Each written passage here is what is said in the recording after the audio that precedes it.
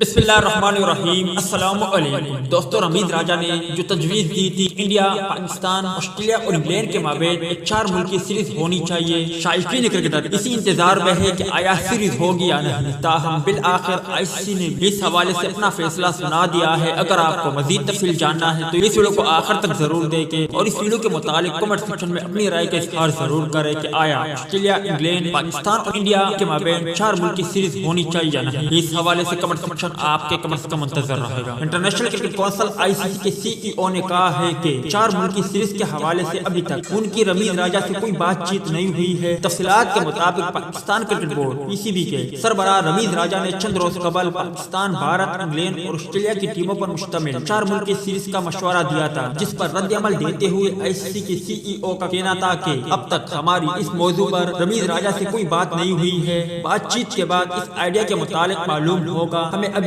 इस बारे में सिर्फ मीडिया रिपोर्ट से पता चला है। दोस्तों, ये बात तो वाज़ा हो चुकी है कि आईसीसी को भी इत्तला मिल चुकी है। ताहम जब रमीज राजा आईसीसी की सीईओ से बात करेंगे शायद इसका कोई हल निकल जाए। उम्मीद है दोस्तों कि आज के मुख्तसर वीडियो भी आप भाइयों को पसंद आई होगी।